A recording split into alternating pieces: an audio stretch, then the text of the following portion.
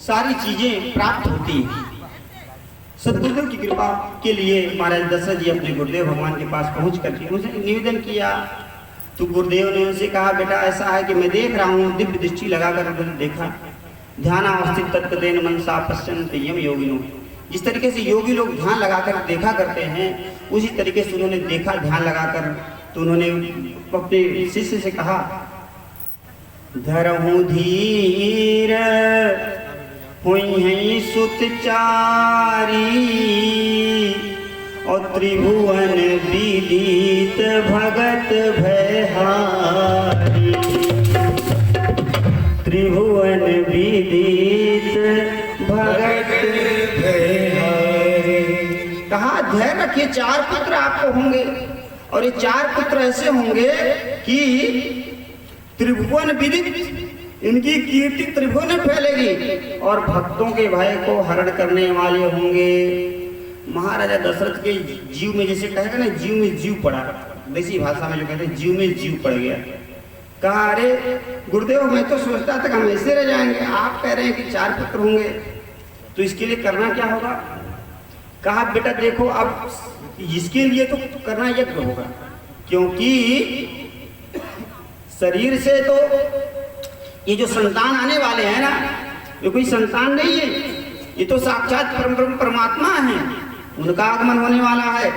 इसलिए और भगवान हमेशा यज्ञ से प्रकट होते हैं। यज्ञो वह विष्णु, शास्त्र में लिखा गया है, भगवान विष्णु जी यज्ञ के स्वरूप हैं, और वही साक्षात नर के रूप में अवतार लेने वाले हैं। इसलिए आप यज्ञ की जो है व्यवस्था करिए, और जब आप यज्ञ की व्यवस्था करेंगे, उन्हीं जब यज्ञ कराया जाएगा, उन्हीं के माध्यम से भगवान की प्राप्ति, आपको पुत्र की प्राप्ति होगी। अब राजा महाराजा क्या, उनके पास क्या किस चीज कमी थी? और उन्होंने, आप अयोध्या से आएंगे बस्ती जिले में, बस्ती जिले में पड़ता मखौड़ा धाम। अयोध्या से बस्ती मनोरमा नदी के तट पर, वर्तमान में मनोरमा जी वहाँ है, आप लोग जाएंगे, एक संगम है छोटा सा, एक नदी और वहाँ पे है। उसी स्थान पर आज भी जो है आप जाके दर्शन कर सकते हैं। उसी स्थान पर बड़े विशाल यज्ञ मंडप की संरचना करी है, बहुत विशाल यज्ञ मंडप की संरचना किया। और जैसा गुरुदेव ने कहा कि सारे ऋषि मुनियों को बुलाया जाए, सारे आचार्यों को बुलाया जाए यज्ञ के संपादन के लिए, सबको बुलाया जाए। तो उन्होंने जितने ऋषि मुनि महात्मा थे सबको आमंत्रित किया, और आमंत्रित करके जो है क्या काम किया कि सबको बताया गया कि यज्ञ होने वाला है, और आपको यज्ञ में सबको सहभागिता दी। इसके अलावा महर्षि वशी जी ने कहा कि हमको एक ऐसे संत को बुलाना है जो बड़े विलक्षण है, बड़े विलक्षण है, बिना उनके आए यज्ञ आपका सफल नहीं होगा। तो दशरथ जी ने कहा, कौन भैया, कौन ऐसे महात्मा हैं? कहा, वो महात्मा भी हैं और एक प्रकार से आपके रिश्तेदार भी हैं, दोनों बातें।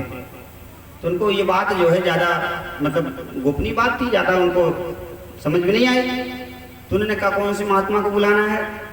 तो वशी जी ने सीधा सीधा कहा कि श्रृंगी ऋषि वशिष्ठ बोलावा,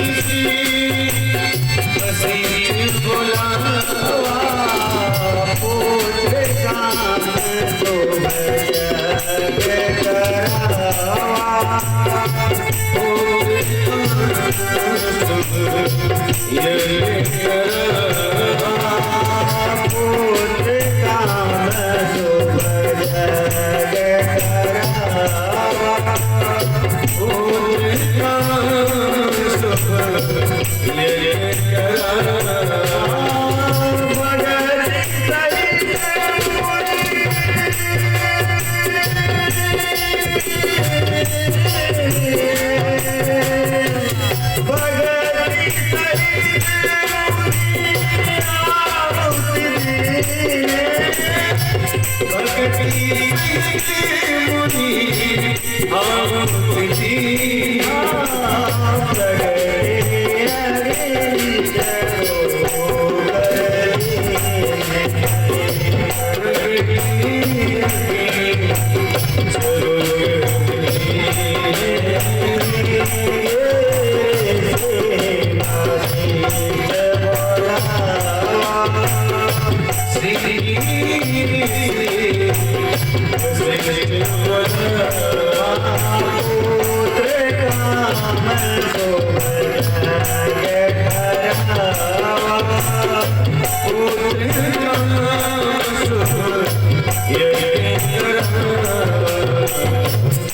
श्रृंगी ऋषि वशिष्ठ बोला, कहा श्रृंगी ऋषि को बुलाया।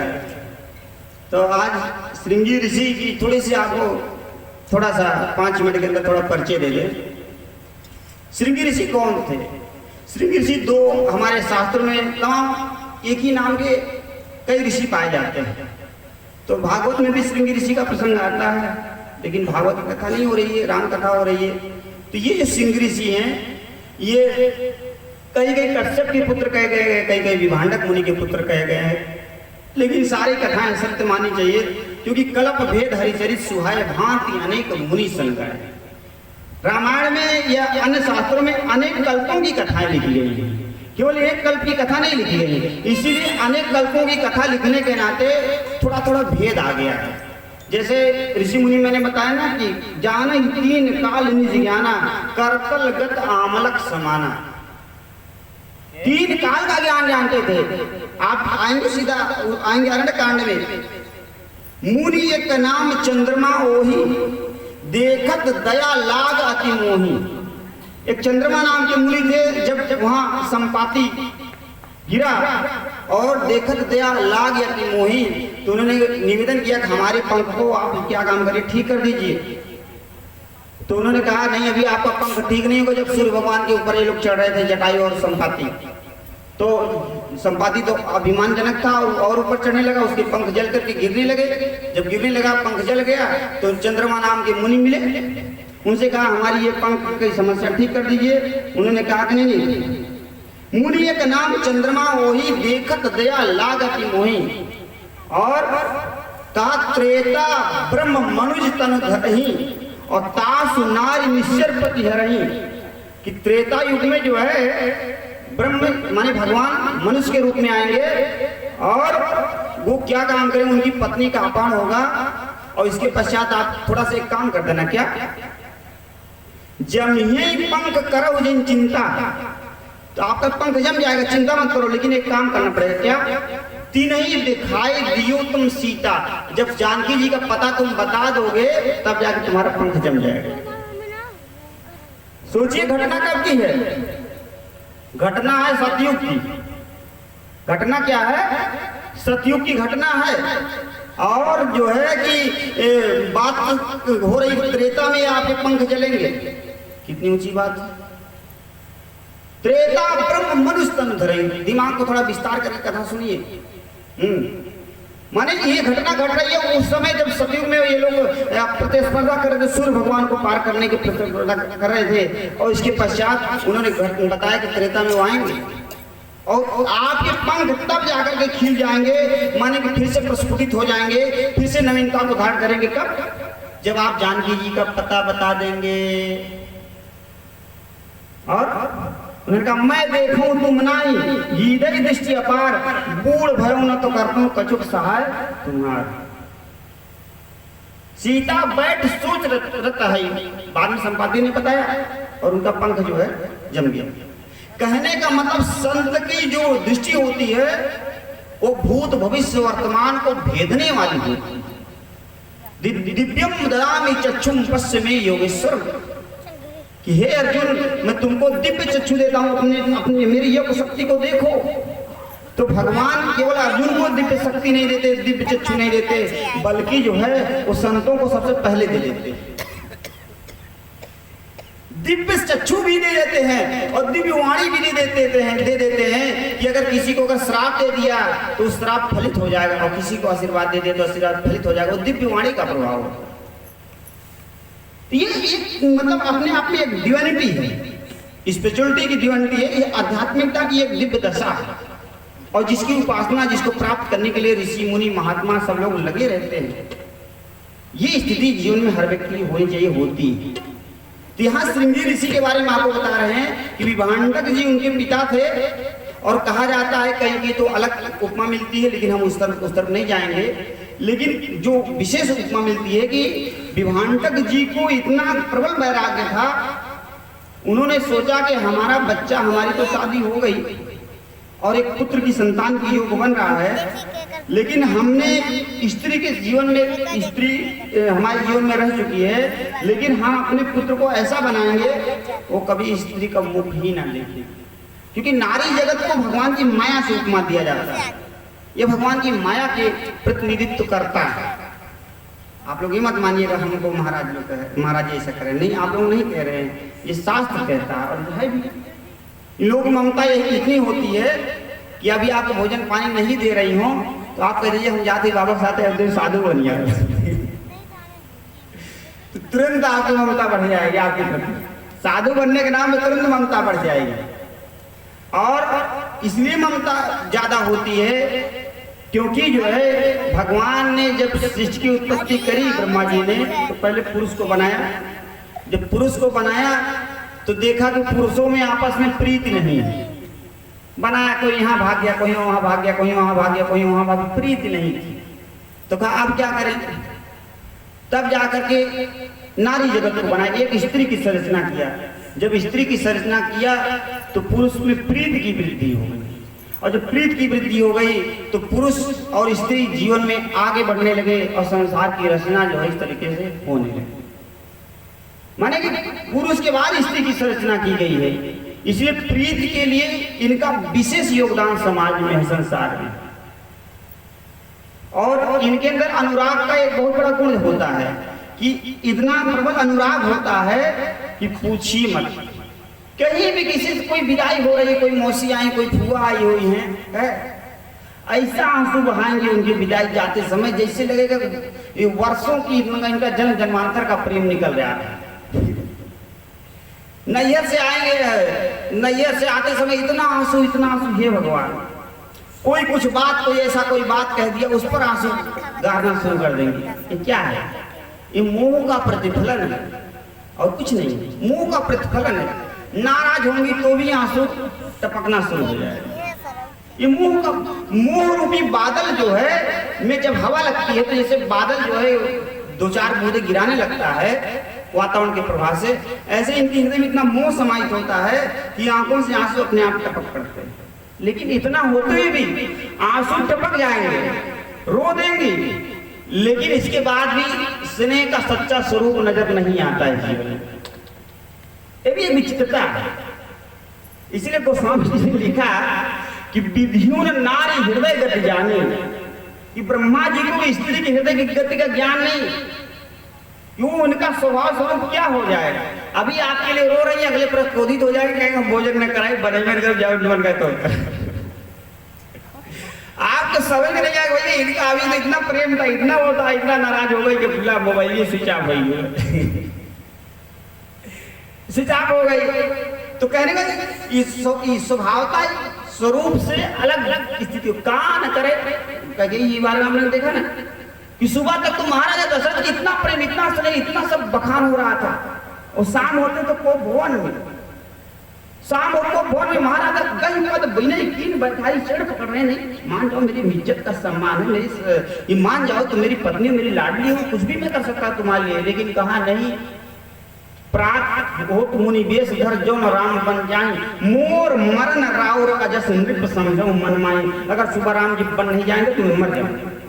अब उनको ये लगा ही नहीं, यही जो चीज जो सुबह में हमसे मिली थी, महाराजा दशरथ को ये लगा ही नहीं, यही कही गई थी जो मतलब हमारी आरती उतारा करती थी, हमारे साथ स्वर्ग में लड़ने के लिए जाया करती थी। कहा जाता है महाराजा दशरथ के पहिए के जब निकलने लगे तो महारानी कैकेयी जी ने अपना हाथ का आरों में घुसा दिया, उंगलियां घुसा दिया। उनको लगा ही नहीं क्या हो गया इसको। इसलिए स्वभाव की स्ट्रेंजर अवस्था है, विचित्रता है, स्त्री जीवन की विचित्रता है। इस विषय में आपको थोड़ा सा मतलब इधर प्रसंग की तरफ बढ़ गए, इसलिए क्योंकि विभांडक जी इस बात को जानते थे, इसलिए उन्होंने कहा भैया ऐसा हम तो थोड़ा विचित्रता देख लिए, इनकी माया में पड़ गए, शादी कर लिया, लेकिन हमारा जो लड़का होगा ना इसको मैं स्त्री को मुंह नहीं देखने दूंगा। और जैसे श्रृंगी ऋषि पैदा हुए थे वैसे ही नाल वगैरह जैसे छेदन हुआ, इसके पश्चात लेके सीधा जंगल में चले गए। जंगल में चले गए और कहा जंगल में ना पुरुष के दर्शन कर पाएंगे ना स्त्री के दर्शन कर पाएंगे। वहीं पर रह तो उनको ध्यान ज्ञान तपस्या समाज के विषय में समझाते रहे, बताते रहे। श्रृंगी ऋषि इतनी दिव्यतम अवस्था को मैंने पहुंचाने के लिए, क्योंकि जैसे मान ली नाली का पानी है ना, जब आप खेत सींचते हैं, मान ली पाइप से आजकल लोग सिंचाई करते हैं, जो पाइप से सिंचाई करते हैं तो अगर मान ली पाइप में इधर छेद है उधर छेद है तो पानी जो है पूरा नहीं पहुंच पाता। तो ऐसे संसार में रह के जो हम लोग उपासना पूजा पाठ करते हैं तो कहीं पत्नी वाला छेद निकला हुआ है, तो कहीं पुत्र वाला छेद निकला हुआ है, कहीं संपत्ति वाला छेद निकला हुआ है, कहीं विपत्ति वाला छेद निकला हुआ है, बहुत छेद मन से निकले हुए। इसलिए परमात्मा की भक्ति रूपी पानी ऊपर तक नहीं पहुंच पाती। तो विभांडक जी जानते थे ये जो इतने छेद हैं मैं के बारे में इसको जो है बंद कर दूंगा, इसलिए अपने पुत्र को ले जाकर के वहां तपस्या के रूप में मतलब करवाने के लिए वहां स्थायित्व बना विभांडक जी ने, और उनको लेकर के तपस्या साधना भक्ति इत्यादि की शिक्षा दिया और बड़ी ऊंची अवस्था में पहुंच गए श्रृंगी ऋषि। और उनकी इस ऊंची अवस्था के नाते जो है इंद्र ने क्या काम किया, जिस राज्य में वो रहते थे पानी बरसाना खत्म, मतलब पानी नहीं बरसता था महाराजा रोमपाद के यहाँ। तो महाराजा रोमपाद के यहाँ पानी नहीं बरसता था, तो रोमपाद ने पूछा कि ये बताइए ऐसा क्या हो रहा है कि हमारे राज्य में पानी नहीं बरस रहा। तो उनको आचार्यों पुरोहितों ने बताया कि ऐसा है कि आपके इस नगर में एक महात्मा जी इतनी घनघोर तपस्या कर रहे हैं, उनकी तपस्या के प्रभाव से इंद्र ये सोचते हैं कि कहीं हमारा राज सिंहासन वगैरह न ले लें, अगर राज सिंहासन ले लेंगे तो ऐसी स्थिति बन जाएगी कि हम इंद्र पद से च्युत हो जाएंगे, इसलिए वो पानी नहीं बरसा रहे हैं। तो कहा क्या किया जाए, कहा कि उनको बुला करके अगर उनकी तपस्या को थोड़ा सा इंटरफेयर कर दिया जाए तो इंद्र खुश हो जाएंगे। तो कहा ठीक है। तो महाराजा रोमपाद जी ने अपनी कन्या से शादी करवाने के लिए वहां पर अप्सराओं को जो वहां की नगर बधुए थी उनको भेजा और जा करके जो है कि जाओ श्रृंगी ऋषि को लिया। सोचिए जीवन बड़ा उल्टा होता है। भगवान ने गीता में कहा कि गीता में भगवान ने कहा मेरी माया बड़ी दुस्तर थी, मम माया दुरत्या दैवी होश्याम गुणमयी मम माया दुरत्या माँ में प्रपंचते माया में की तरंगते, कि मेरी माया बड़ी दुस्तर किसकी, किस योगी को भोगी बना दे और भोगी को योगी बना दे इसका कोई भरोसा नहीं। जो श्रृंगी ऋषि स्त्री को त्याग करके जिनके पिताजी चले गए थे जंगल में लिवाकर तपस्या करवा रहे थे, उन्हीं श्रृंगी ऋषि की शादी करवाने के लिए बरबस राजा ने क्या काम किया, नगर बधुओं को भेजा, कहा जाकर लिवा के आओ। सोचिए तो भाग्य कितना प्रबल है, इसको हम आप नहीं जान सकते, बहुत प्रबल भाग्य। बोले श्री हनुमान जी महाराज की। मोबाइल मत चला करिए, चलिए भजन सुनाइए।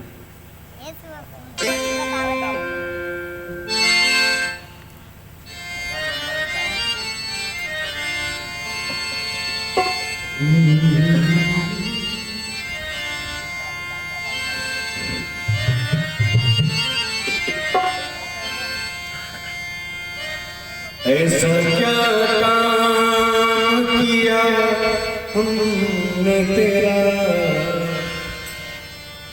जो मेरा हाथ तुमने थाम लिया।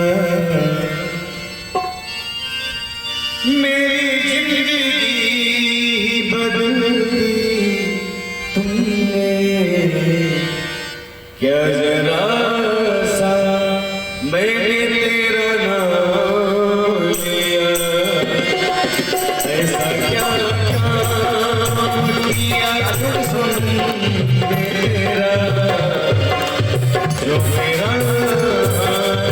तुमने थाम लिया। ऐसा क्या काम किया हमने तेरा, जो मेरा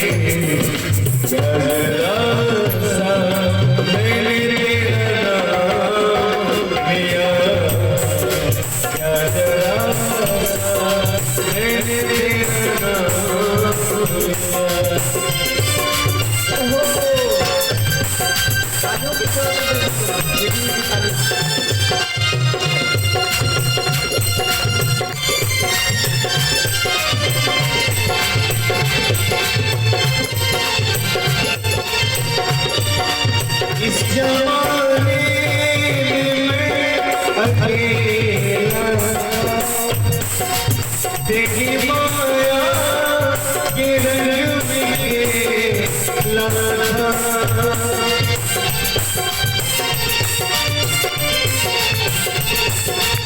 इस जमाने में अकेला तेरी माया के रंग में लाना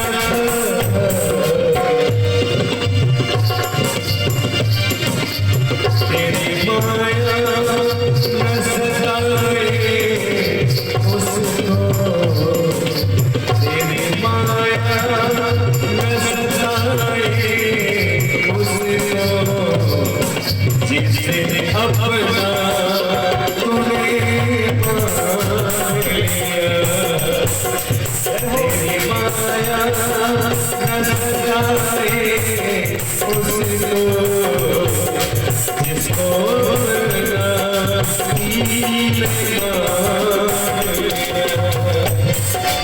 मेरी जिंदगी बदल दी क्या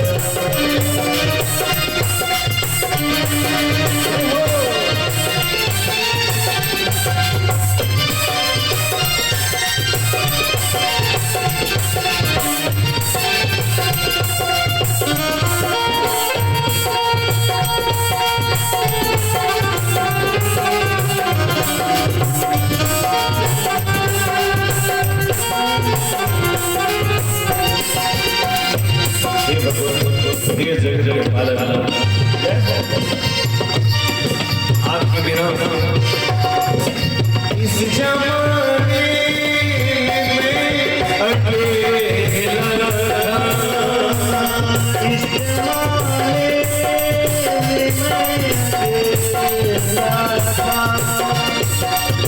तेरी माया के रंग में लगा, तेरी माया के रंग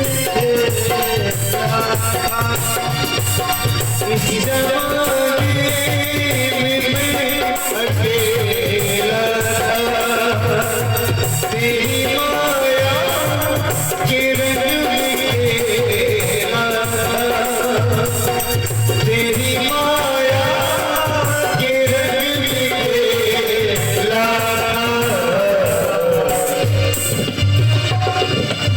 तेरी माया, तेरी माया, तेरी माया न सजाए उसको, जिसको अपना तुमने मान लिया।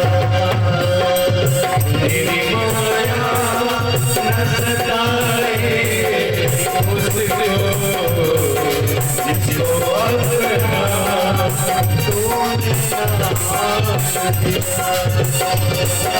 मेरी जिंदगी ही बदल दी तुमने, मेरी जिंदगी बदल दी तुमने, क्या मैंने तेरा नाम लिया,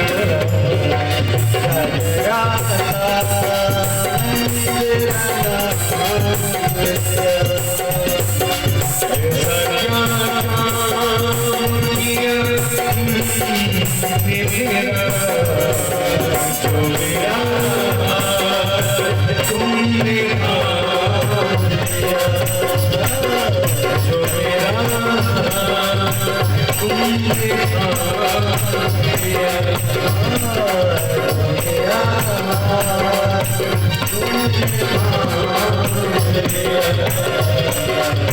लिया,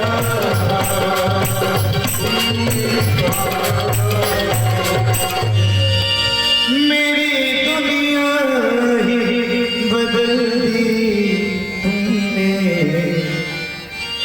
मेरी जिंदगी बदल दी तुमने, क्या जरा सा मैंने तेरा नाम लिया, ऐसा क्या काम किया हमने तेरा, जो मेरा तुमने थाम लिया, जो मेरा हाथ तुमने थाम लिया। ऋषि वृंदावन बिहारी लाल की जय। आप लोग देखिए ताली बजाने में बहुत कंजूसी करते हैं, और क्योंकि ये जो है लगभग 11:15 बजे के बाद ही जन्मोत्सव का आनंद आपको मिल सकेगा। लेकिन कथा में बैठे तो राम कथा में तो भाई राम कथा सुंदर करतारी और संशय भी है उड़ावन हारी। राम कथा में तो ताली जरूर बजाना चाहिए। यह तो आप लोग जो है कि आप लोगों को रस नहीं मिल रहा होगा इसलिए ताली नहीं बजा रहे होंगे, कुछ तो बात होगी। लेकिन हम आपको भगवत नाम संकीर्तन नहीं करा सके हैं, कथा में व्यस्त हो गए। तो आइए 2-4 बार भगवान के नाम का संकीर्तन होता है, करवा रहे हैं, और थोड़ा संगीत नहीं रहेगा कुछ पलों के लिए, और आप लोग ताली जरूर बजाएंगे इसमें, क्योंकि जब तक ताली नहीं बजाएंगे तब तक ऐसा लगेगा नहीं कि हमारे श्रोता यहाँ सजीव बैठे हैं निर्जीव बैठे हैं। ऐसा लगे कि आप लोग सजीव हैं। ऐसा नहीं कहीं कहीं से ले आके भैया स्टेज यहाँ बैठा दिया गया, मूर्तियाँ बैठा दी गई, हम उनको देख रहे हैं। और आप लोग भी ताली नहीं, जैसे गाली देते समय वैसे ताली बजाती हूँ, वैसे ताली बजाना चाहिए। जब पड़ोसी से लड़ाई झगड़ा होता है तो कितना गाली दे के ताली बजाती है? वैसे ही बजाना चाहिए। कम से कम भगवान की कथा में ताली बजाएंगे तो हाथ की जो दुर्भाग्य युक्त रेखाएं हैं ना, सब मिट जाएंगे और कल्याण होगा। लेकिन यहाँ तो आप ताली बजाते नहीं, लेकिन यहाँ दुर्भाग्य और प्रबल होने वाला है। जहाँ लाठी डंडा चले वो तो जरूर ताली बजाएगी। आप लोग प्रेम से 2 बार 4 बार भगवान का नाम संकीर्तन करिए, क्योंकि कथा एक पाठशाला है और पाठशाला में भगवान का नाम ही सिखाया जाता है। कथा तो मान लीजिए सब अपना होता रहता है, लेकिन भगवान का नाम अगर आप सीख गए तो समझिए कथा सार्थक हो गई। लेकिन आप हजारों कथाएं आप सुन चुके हैं, लेकिन अगर भगवान का नाम आप नहीं सीख पाए तो समझिए अभी आप कथा आपके लिए निरर्थक ही साबित होगी। इसलिए भगवान का नाम जरूर स्मरण करना चाहिए। प्रेम से हमारे साथ आप सब बोलिएगा, सीताराम सीताराम सीताराम जय सीताराम।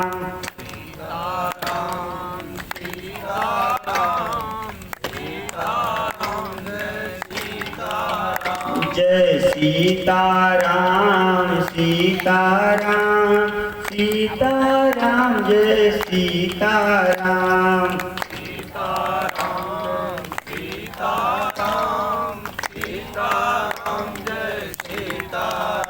जय राधे श्याम राधे श्याम राधे श्याम जय राधे श्याम।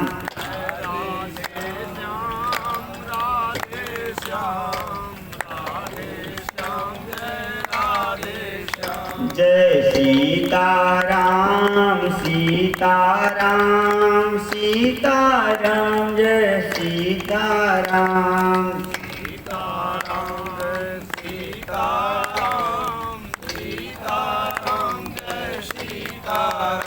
जय राधे श्याम राधे श्याम राधे श्याम जय राधे श्याम।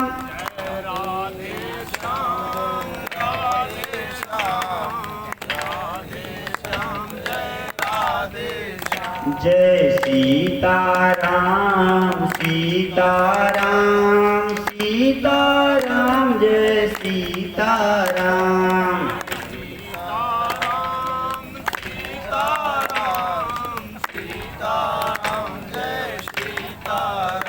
जय राधे श्याम राधे श्याम राधे श्याम जय राधे श्याम।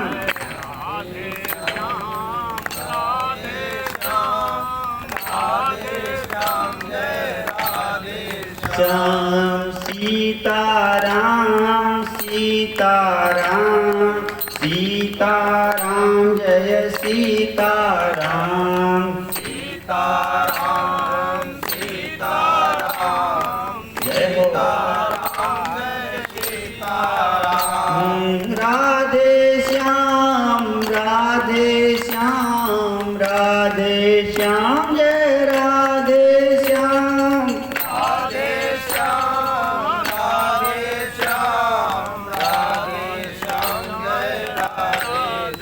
श्याम जय सीताराम सीताराम सीताराम जय सीताराम।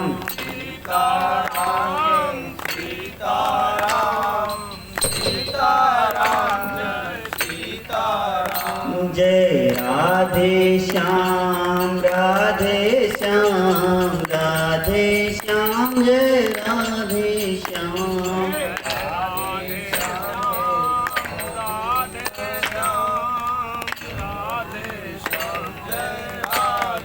श्याम जय सीताराम सीताराम सीताराम जय सीताराम।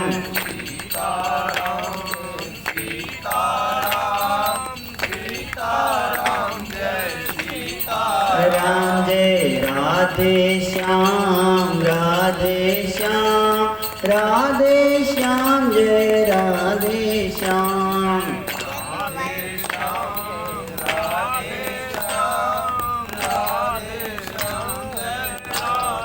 श्री सीतारामचंद्र भगवान की। जैसे माता लोग हैं भगवान का नाम हिस्सा ले रही है, जिससे हमारी आवाज बगल वाले न सुनने पाए। अगर बगल वाली सुन ली कहेंगे नहीं करेंगे खूब सीताराम कहा कथा में कहिए घरे तो हरदम झगड़ा करे कथा में करेंगे बोल भक्ति में बाबा का सीताराम से कहना सीताराम कर रहे लेकिन आते डर के मारे वो धीरे धीरे ले रही एकदम बहुत साज के साथ ले रही है। कोई बात नहीं है, साज के साथ ही आवाज निकलेगी तभी कल्याण होगा। ऐसे आप लोगों तरीके से एक कथा हो रही थी तो महाराज जी भगवान का नाम खूब मतलब सीताराम नाम कीर्तन खूब करवाते, सीताराम सीताराम सीताराम मगन हो जाते थे, करते थे, करवाते थे। और श्रोता भी अच्छे अच्छे श्रोता थे और क्या काम करते थे कि जो है कि भगवान का नाम लेते। लेकिन वही कथा में ऐसा आप लोग बात मत करिए, पहले हम मना करके बैठे हैं, ये बात मत किया करिए, या तो बात करना आप लोग पीछे चले जाइए। कौन कैसे श्रोता आते हैं हम लोग चेहरे देख कर पहचान जाते हैं कौन डिस्टर्ब करेगा। इसलिए 3 दिन कथा में आज ही मैंने बात के लिए आपको निर्देश किया। बोले वृंदावन बिहारी लाल की। तो महाराज जी कथा को करते थे, सीताराम नाम कीर्तन खूब करवाते थे, सोचते थे श्रोता भगवान के नाम में मगन हो और भक्ति उनके अंदर आए। तो एक माता जी थी, जब भगवान का कथा नाम चलता था तो खूब रोती थी, आंखों से उनके आंसू आते। पंडित जी सीताराम सीताराम सीताराम जब आते थे और खूब उनके आंसू निर्झर आंसू बहते रहते थे। तो वो देखते रहते थे कौन माता जी क्या है कैसे हैं, देखते रहते थे, सबको देखते निहारते रहते थे।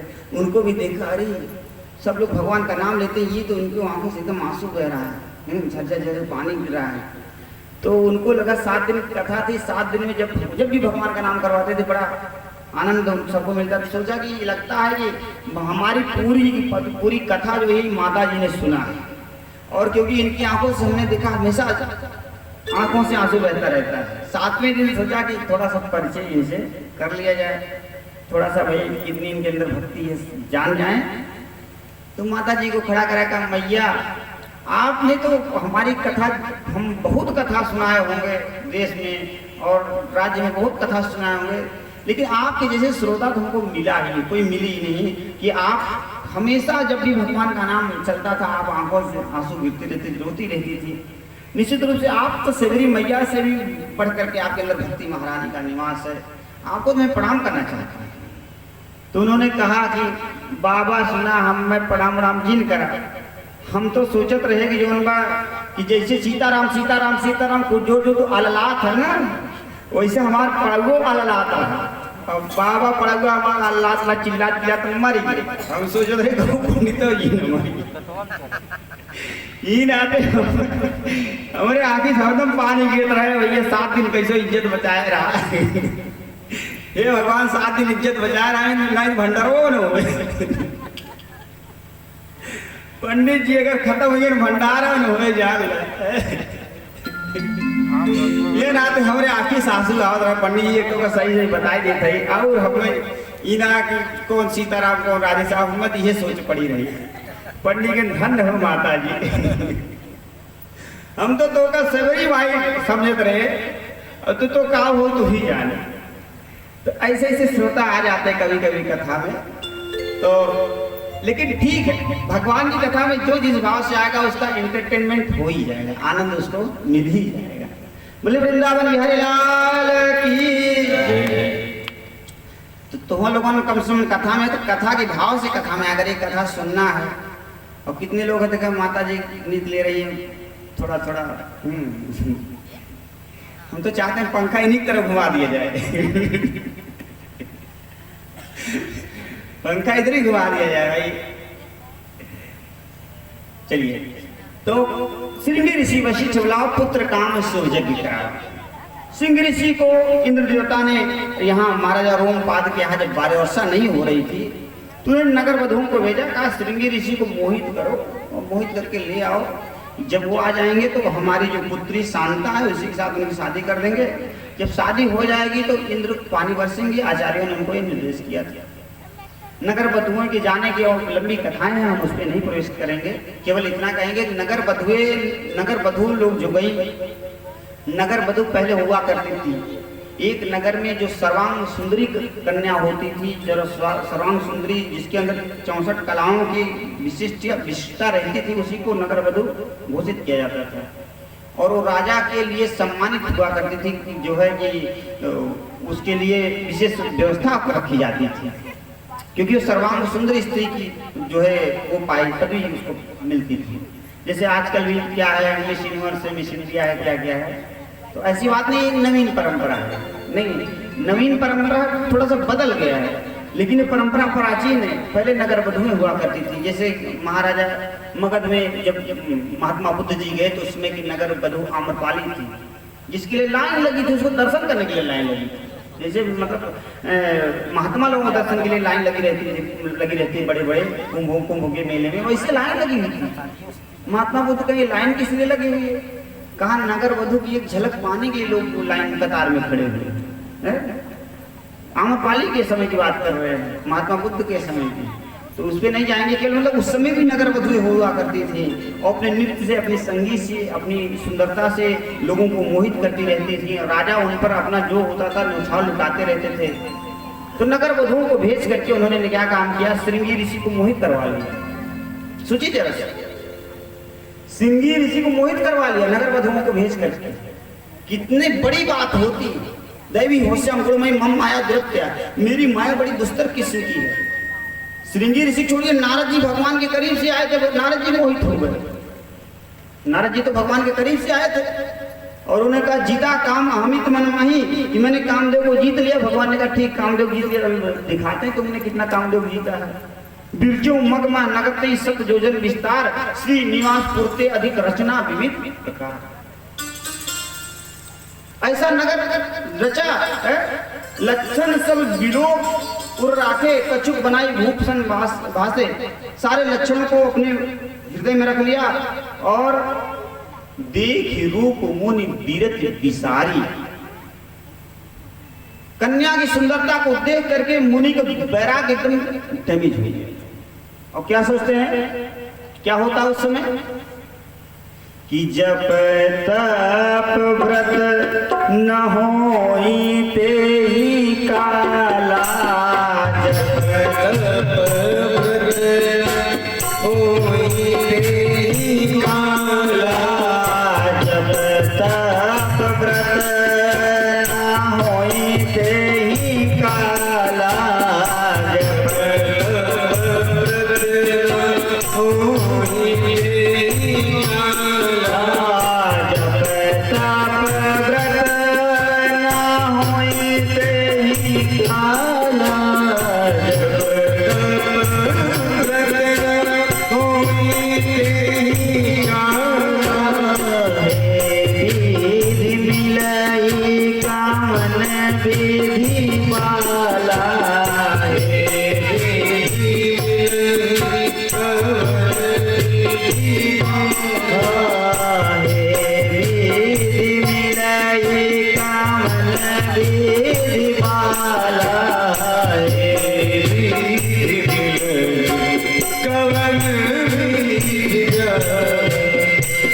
उस समय नारद जी की ऐसी स्थिति जो भगवान के पास से आए थे, कोई सामान्य महात्मा नहीं थे। हरस मिले उठी कृपा निकेतन, बैठे आसन ऋषि समेत। भगवान खड़े हो जाया करते थे जब नारद जी आए, और खड़े होकर उनको आसन देते थे कि बैठिए मुनिवर। लेकिन समस्या बनी कि देख रूप मुनि बीरत विसारी, बड़ी पारी लगे बिहारी। वो रूप को देख करके, माया के स्वरूप को देख करके मोहित हो गए और यही सोचे कि जब तब व्रत न होई ते काला। जब किसी का रूप चित्त में समाहित हो जाता है तो उसमें न योगी जब कर सकता है, न व्रत कर सकता है, न धैर्य रख सकता है, कुछ नहीं कर सकता। जब तब व्रत न होई ते काला, बस केवल यही उसके मन में समाहित हो जाएगा, जिस रूप को मैंने हृदय में बसा के रखा है वो हमको प्राप्त हो जाए। बस चित्त की दशा जो होती है वो चैतन्य माने जिस रूप को उसके हृदय में बस गया, उसको संप्राप्ति के बारे में सोचती है और उससे संबंधी उपाय करती है, उससे संबंधी उपाय करेगी, क्योंकि वो चित्त उसके हृदय में प्रवेश कर गया है, उसके हृदय में सन्निष्ठ हो गया है और उस सन्निष्ठ चित्त के नाते वो मजबूर हो गया है। तो कहने का अर्थ है कि यहाँ इतनी तपस्या के बाद भी नगर वधुएं श्रृंगी ऋषि के पास आई, यही गलती हो गई।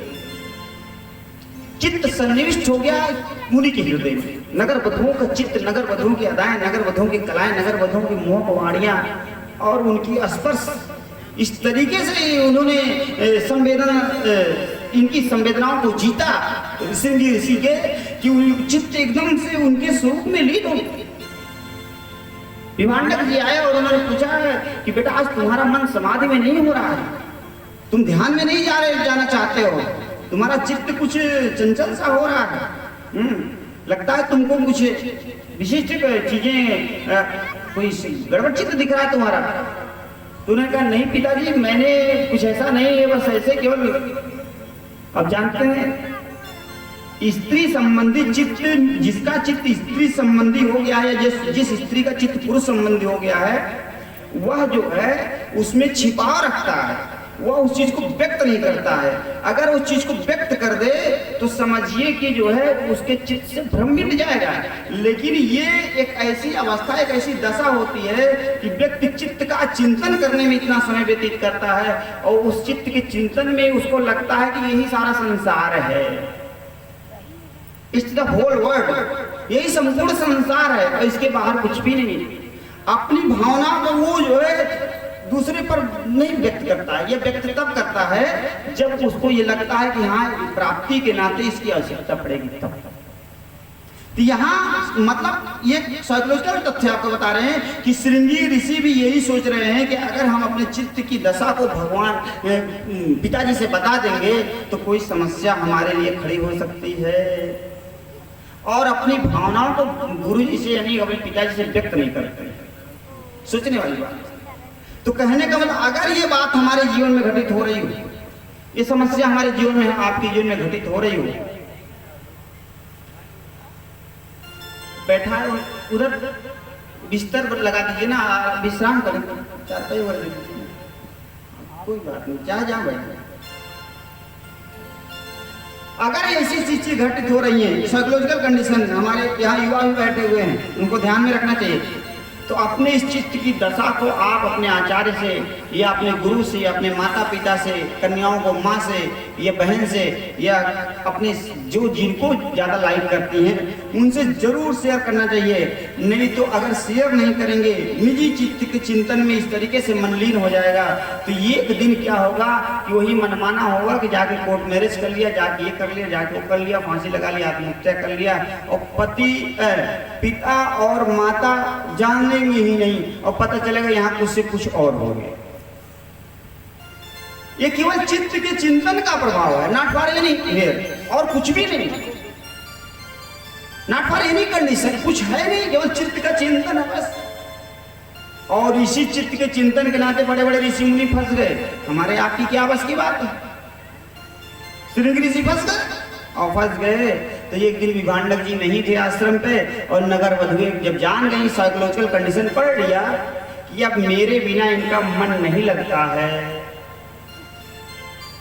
मेरे बिना इनका मन नहीं लगता है। तो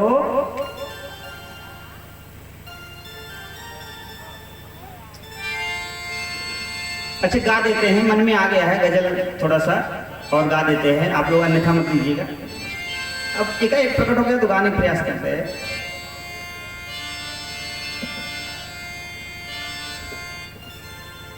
कि है जिंदगी कितनी खूबसूरत, है जिंदगी कितनी खूबसूरत, जिन्हें अभी ये पता नहीं है। जिंदगी कितनी खूबसूरत, जिन्हें अभी ये पता नहीं है। जिंदगी कितनी खूबसूरत, जिन्हें अभी ये पता नहीं है। जिंदगी कितनी खूबसूरत, जिन्हें अभी कोई बहुत याद करने वाला, कोई बहुत करने वाला, कोई बहुत याद करने वाला, जिन्हें अभी तक नहीं है।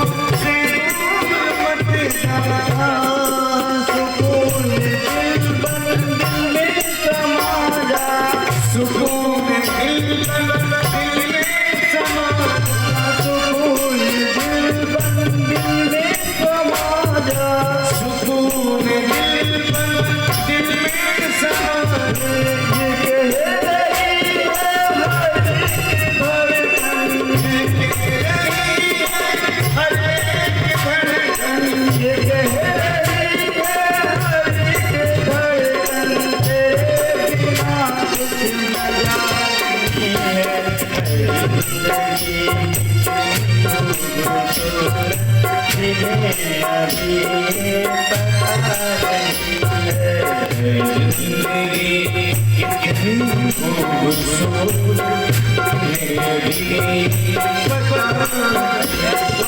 कोई बहुत याद करने वाला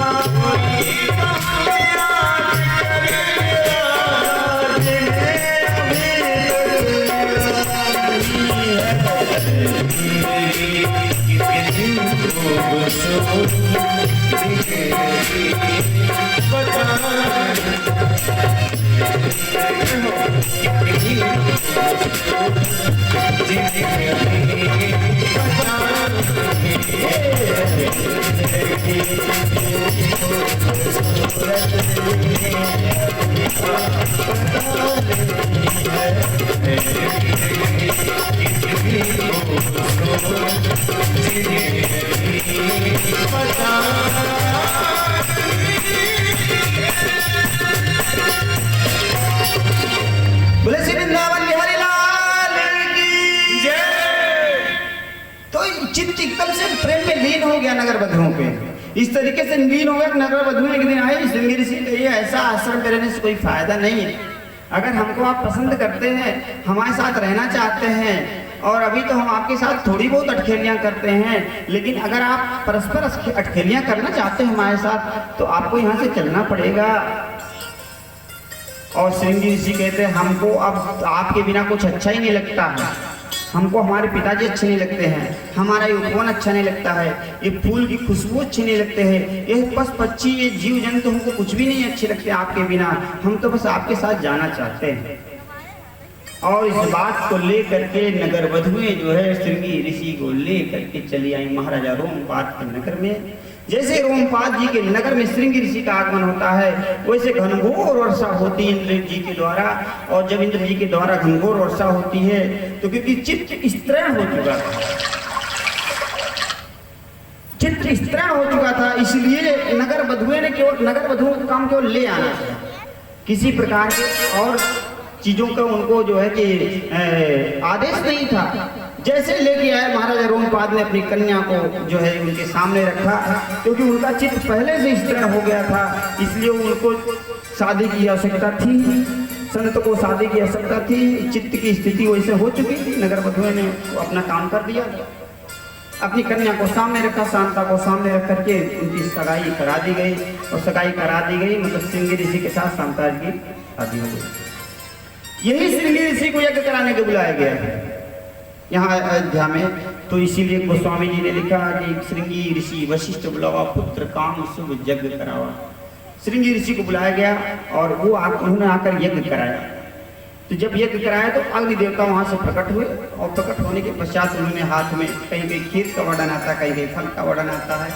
सपोज दैट फल को ही मान लेते हैं, फल को दिया महाराजा दशरथ को, कहा ले जाकर के दे दीजिएगा आप, और ये जो है कि रानियों में वितरण कर दीजिएगा। महाराजा दशरथ जी महारानी कौशल्या से ज़्यादा प्रेम करते थे, ले जाकर के आधा भाग उन्होंने कौशल्या जी को दे दिया, और जो आधा आधा बचा था आधे में कैकेयी को दे दिया, आधे में सुमित्रा जी को दे दिया।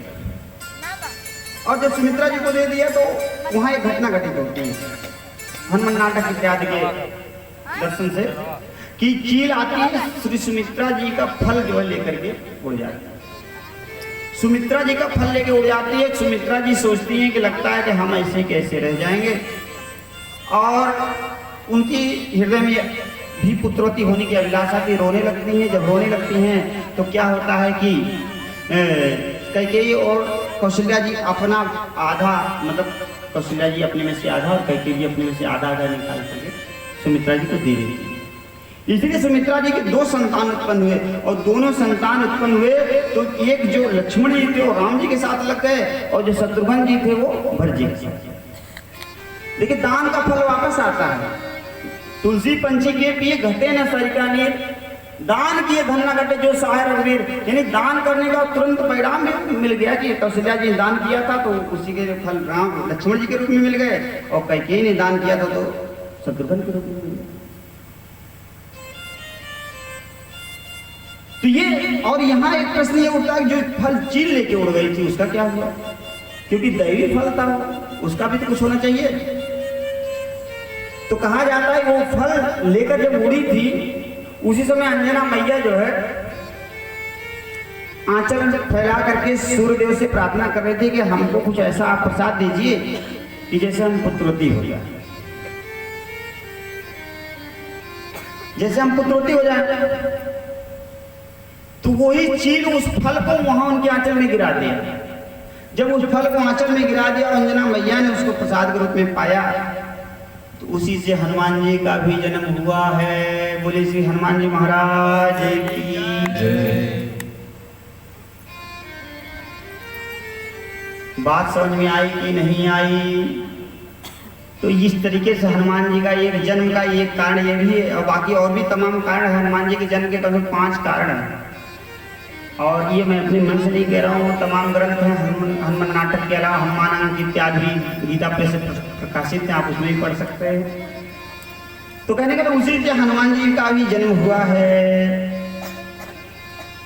और क्योंकि कथा में पहली बार अब हनुमान जी महाराज का तो वर्णन हो नहीं पाएगा, और पहली बार हनुमान जी महाराज आए हैं, तो उनकी भजन के माध्यम से हम वंदना करते हैं। हनुमान जी की कृपा जिससे हम लोगों के ऊपर हो।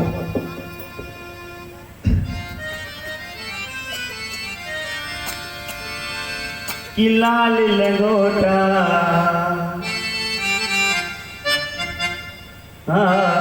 लाल लंगोटा लाल सिंदूरी बदन पे साजे हैं, और राम मगन हो राम दीवाना छम छम नाचे हैं। सीने में सिया राम रहते हैं, सीने हनुमान कहते हैं। सीने में सिया राम रहते हैं, सीने हनुमान कहते हैं। लाल लगोटा लाल सिंदूरी बदन पे साजे हैं, लाल लगोटा लाल सिंदूरी बदन पे साजे हैं। राम मगन हो राम दीवाना छम छम नाचे हैं, जिनमें सिया राम रहते हैं, जिन्हें हनुमान कहते हैं। जिनमें सिया राम रहते हैं, जिन्हें हनुमान कहते हैं।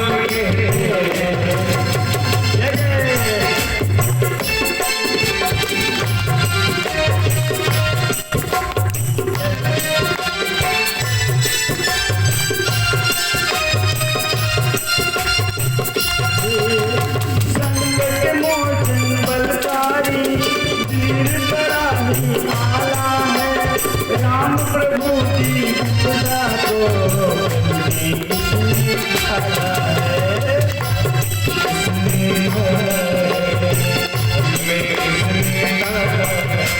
संकट मोचन बलकारी वीर बड़ा ही आला है। राम प्रभु की खुदा को निकाला है। श्री राम का प्यारा ये बाला, श्री राम दुलारा ये बाला। पाँव में पैसियाँ इसके झुम बाजे हैं, पाँव में पैसियाँ इसके झुम बाजे हैं। राम मगन हो राम दीवाना छम छम नाचे हैं, जिनमें सिया राम रहते हैं, जिन्हें हनुमान कहते हैं। जिनमें सिया राम रहते हैं, जिन्हें हनुमान कहते हैं। जिनमें सिया राम रहते हैं, जिन्हें हनुमान कहते हैं। जिनमें सिया राम रहते हैं, जिन्हें हनुमान कहते हैं।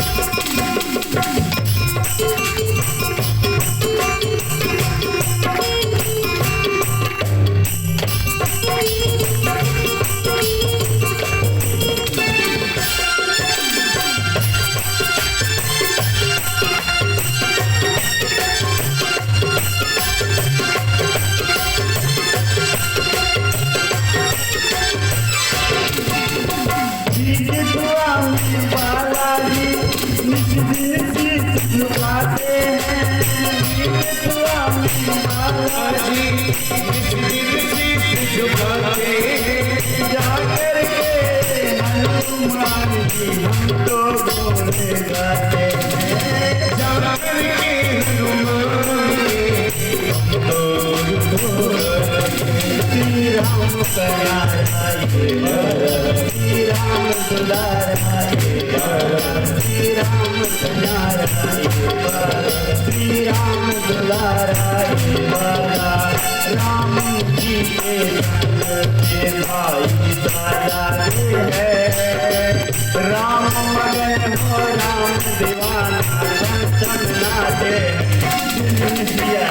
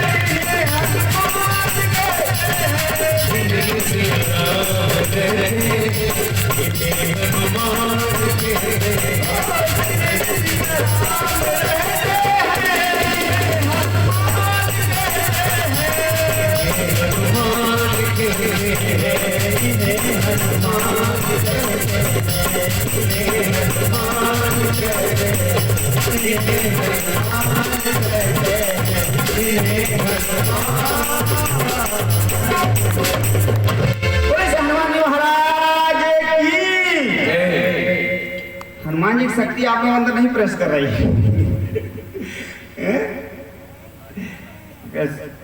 हनुमान जी की शक्ति तो प्रेस करना चाहिए आप लोगों के अंदर। हनुमान जी के नाम लेते हैं भूत पिशाच निकट नहीं आवे। टाइम क्या हुआ? महावीर जब नाम सुनावे तो कम से कम जब भूत प्रेत आए तब हनुमान जी की शक्ति बुलाने की कोशिश करेंगे। हनुमान जी की शक्ति अभी से बुलाइए, भूत प्रेत सब भग जाए। तो आइए सीधा जन्मोत्सव तरफ बढ़ते हैं, क्योंकि बहुत समय भी हो जाएगा। अभी तो कम से कम आधे घंटे ऐसे ही भजन वो शोर वोर में लग जाएगा।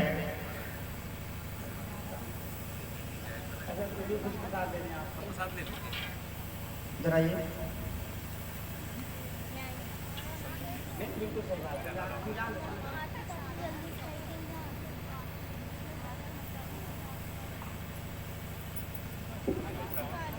बिल्कुल समझा रहे हैं हम लोग जी के लिए।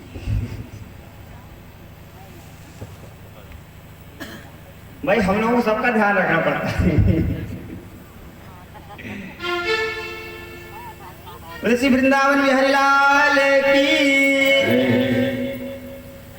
तो श्री हनुमान जी महाराज का भी उसी जो है कि चरु से ही जन्म हुआ था और इसलिए अत्यंत आनंद में जीवन का जो है कि हनुमान जी महाराज भी उसी चरु के प्रतिफलन स्वरूप संसार में आए। और इधर राम जी समय हुआ रानियों को, तीनों रानियों को गर्भावस्था की प्राप्ति हुई। कौशल्या जी, सुमित्रा जी, कैकेयी जी को गर्भावस्था की प्राप्ति हुई है। और महाराजा दशरथ जी इंतजार करते हैं, सोचते हैं कि कम से कम वो समय आए कि जब रानियां हमारी जो है कि पुत्रवती हो जाए। और इधर ब्रह्मा जी ने भगवान शंकर ब्रह्मा जी सब लोग मीटिंग करने लगे कि परमात्मा का आगमन होने वाला है, तो क्या व्यवस्था की जाए। तो ब्रह्मा जी ने कहा सब देवताओं को आदेश दिया, बानर तन धर धर मई हरिपद सेवों हो जाए। जा करके बंदर भालू का रूप बना करके, पेड़ पौधे इत्यादि का रूप बना करके भगवान की सेवा के लिए तुम लोग मृत्यु लोक में अवतार ले। सारे के सारे देवता जो है भगवान की जो है सेवा करने के लिए सभी लोग अपने अपने स्वरूप में आ गए, मृत्यु लोक पहले आ गए। भगवान के आने से पहले ही सभी देवता आ गए।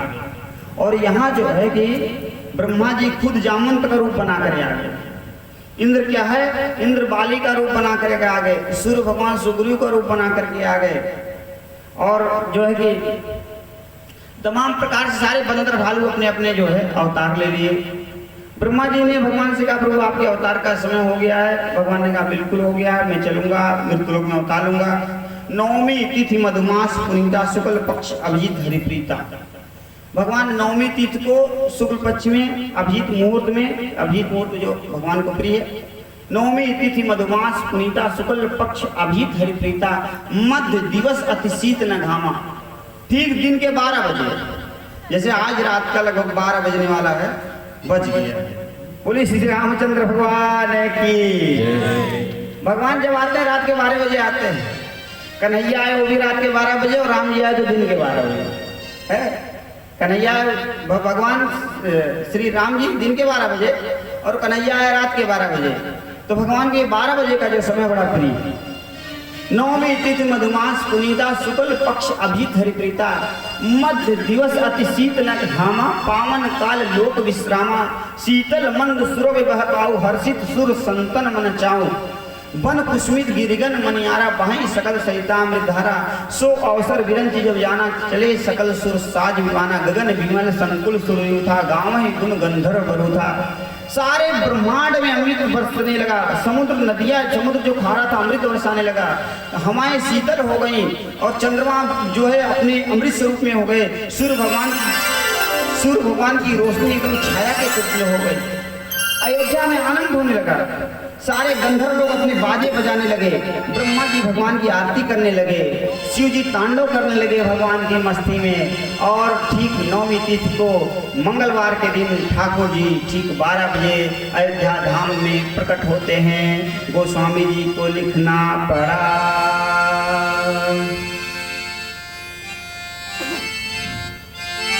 भय प्रकट कृपाला दीन दयाला, और कौशल्या हितकारी। भय प्रकट कृपाला दीन दयाला, कौशल्या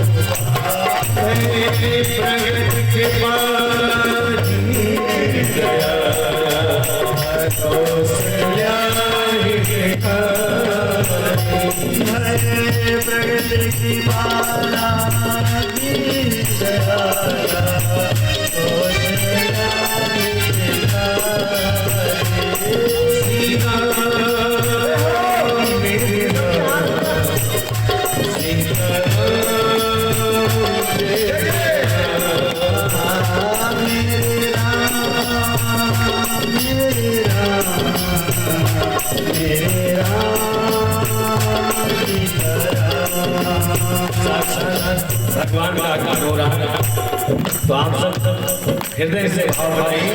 भगवान आपके दरवाजे पर आकर ग्राम सभा में आ रहे हैं, प्रेम से आप सब तालियां बजाते रहे, प्रेम से और साथ साथ गाइए, भगवान का स्वागत करें।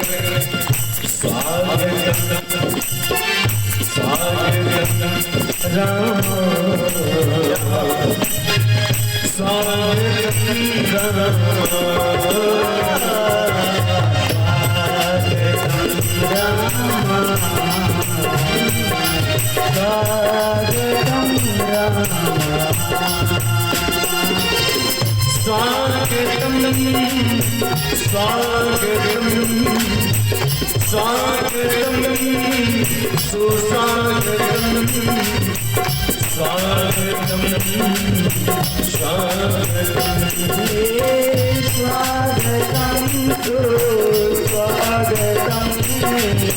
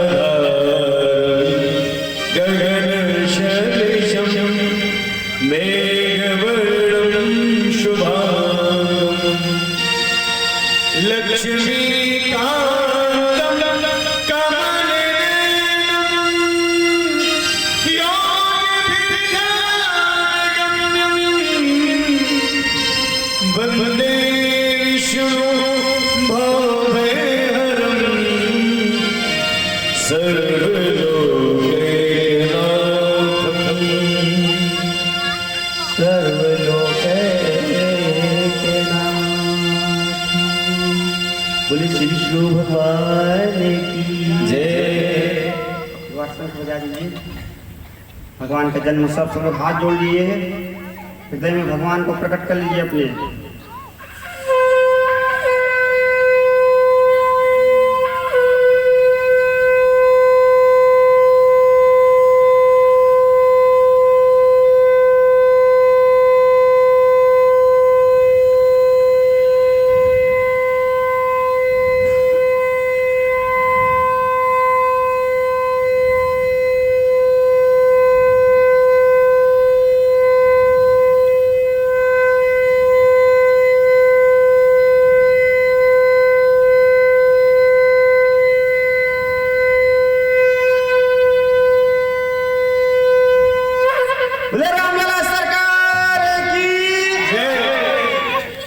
सुंदर शंख बजाया इन्होंने और इनके लिए ताली बजाई। क्या बात है।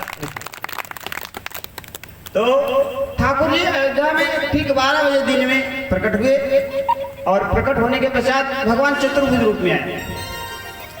ससंग चक्रम सपीत कुंडलम सपीत वस्त्रम सरसी जेहक्षणम सहाय वस्त्र स्थल को सूर्यनमामि विष्णुम शीर्षम चतुर्भुज। चतुर्भुज रूप में आए भगवान मैया के सामने खड़े हो गए, प्रकट हो गए। मैया ने पूछा प्रभु आप कौन है? तो उन्होंने कहा मैं जगत का जगत आधार हूँ, जगत नियंता, जगत पालन करता, जगत का जो है कारण तक तो मैं ही हूँ। मैया ने कहा आप आए क्यों हैं? तो कहा मैं आपका पुत्र बनने के लिए आया हूँ, मैं आपका लल्ला बनने के लिए आया हूँ। कहा आप मेरे लल्ला बनने के लिए आए हैं? कहा हाँ। कहा क्यों? कहा बहुत पहले हमने आपको वरदान दिया था, उसी को निभाने के लिए आए हैं। तो कहा ये बताइए आप जितने बड़े जगत आधार जगत नियंता हैं, सबके स्वामी हैं, तो आपको ये नहीं पता है कि मतलब पुत्र बनते कैसे हैं? कहा मैया मैं कभी किसी के सामने छोटा बना नहीं हूँ, इसलिए मुझको पता नहीं छोटा बना कैसे जाता है। अरे कहा हमारे मृत्यु लोक में जब बच्चे पैदा होते हैं ना तो माँ के नाल से जुड़े होते हैं और जुड़े होने के साथ साथ जब जुड़े होते हैं और इसके पश्चात 4 बार के हाँ करते हैं, रोते हैं, तब आस पास के लोग सुनते हैं हाँ भैया उनको लड़का हो गया है, तब दौड़ते हैं करे हाँ भैया उनको तो जननी बन गई, माँ बन गई, तब जाके दौड़ते हैं लोग। और आप बड़े ठाठ से खड़े हुए हैं अपने ईश्वर में, ऐसे थोड़ी ना कोई मानेगा कि आप हमारे पुत्र हैं। मैया ने भगवान ने कहा मैया क्षमा करो मैं कभी बना नहीं था, मुझको पता नहीं था। अरे कहा बने नहीं तो आप बन जाइए ना। तब भगवान ने अपने रूप को बदल लिया। सुनी बचन सुजाना रोदन ठाना, हुई बालक सुरभूपा। यह चरित जगावहि हरि पद पावै, तेन परहि भव। यह चरित जगावहि हरि पद पावहि, तेन परहि भव को। मैं भगवान ने अपने रूप को सुनी बचन सुजाना, तब माँ के वचन को सुन करके सुनी बचन सुजाना रोदन ठाना, तब छोटे से होकर तब यहाँ करने लगे। वही बालक सुरभूपा, तब सुरभूपा मैंने तब राजा के बाल बच्चे बने, पहले नहीं बने। पहले भगवान अपने स्वरूप में आए, तब जा करके जो है जब भगवान बच्चों के यहाँ रोने लगे, तब जाके सारी रानियों को सुनने, दासियां सुनने लगी कि कोई लल्ला पैदा हो गया, कोई उत्पन्न हो गया है। और गोस्वामी जी को लिखना पड़ा क्या कि सुनी श्री सुरुदन परम प्रिय वाणी, सुनी श्री सुरुदन परम सुनी श्री सुरुदन परम प्रिय वाणी, सुनी श्री सुरुदन परम प्रिय वाणी। साधम चली आई तब रानी, चली आई सब रानी। हर सिक जहाँ तहाँ भाई दासी, हर सिक जहाँ तहाँ भाई दासी। आनंद मगन सकल पुरवासी, आनंद मगन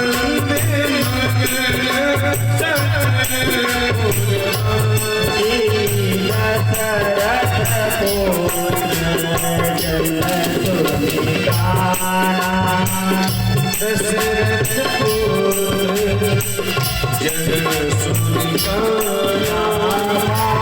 नमो ब्रह्मानंद समाना, नंद क्षमा। परम प्रेम तन बुलग शरीरा, परम प्रेम तन बुलग शरीरा। चाहत उठन करत मति धेरा,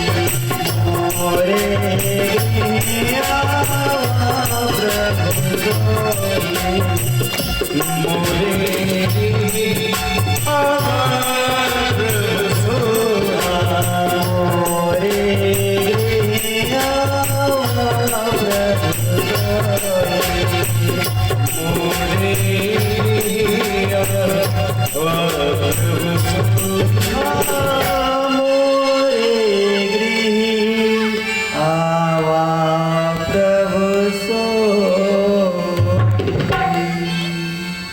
बोले श्री राम लला सरकार की।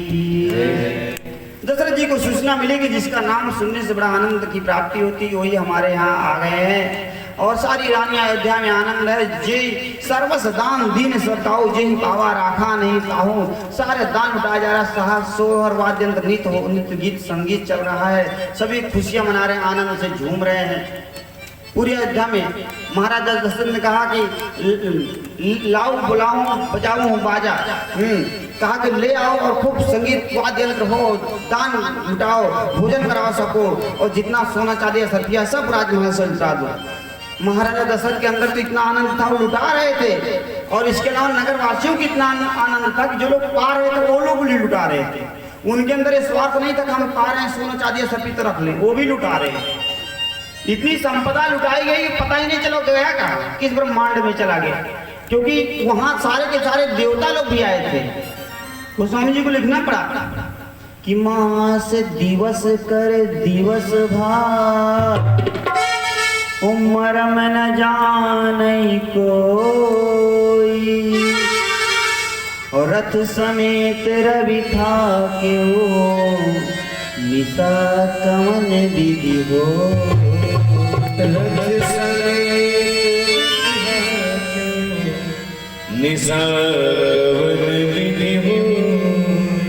इतने देवता आकाश में आ गए थे, इतने देवता आ गए थे कि सूर्य भगवान आगे बढ़ ही नहीं पा रहे थे, उनका रथ जाम हो गया था और 1 महीने तक जो है वहीं अयोध्या में रुके रहे।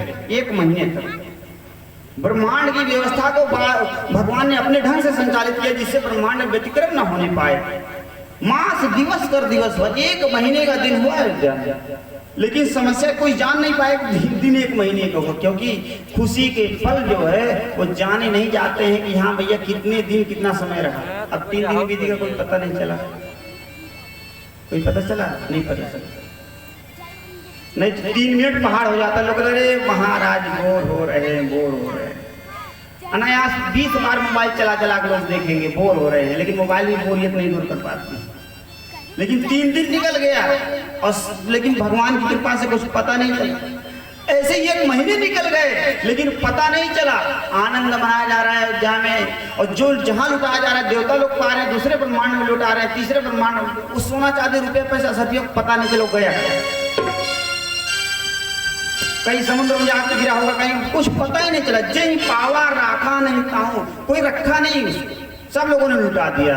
तो आनंद हो रहा है हमारे अयोध्या में और अब हम चाहेंगे हमारे सहकला का द्वारा भजन सोहर इत्यादि का गान होगा। और हमारे यजमान जी आज कथा का विश्राम दिवस है, लोगों को दक्षिणा जरूर मतलब आज सोहर गवाही तो देना ही है, यजमान है हमारे और तीनों कलाकारों को। और इसके अलावा जो है कि अगर आप लोग भी सोहर और गाना चाहें तो माइक दे दीजिए, आप लोग भी गा लें, आप लोग आनंद मना लें। आर्थिक बात का वही है, झूलत अरे गाय ले, पहले आप गा लीजिए, इसके बाद ये गा ले, फिर बधैया हो जाएगी, फिर आनंद आती है। सच में गावत है लेकिन इधर पेट ना भरत। अरे ठीक है आप गाइए, कोई बात नहीं। आज तो आनंद है ये जन्म में विवाह में तो लोग पूरी रात जागते हैं, कहाँ नींद आती है। तो आज तो भगवान का जन्म है ना, तो जिसको नींद आए वो धिक्कार है समझिए।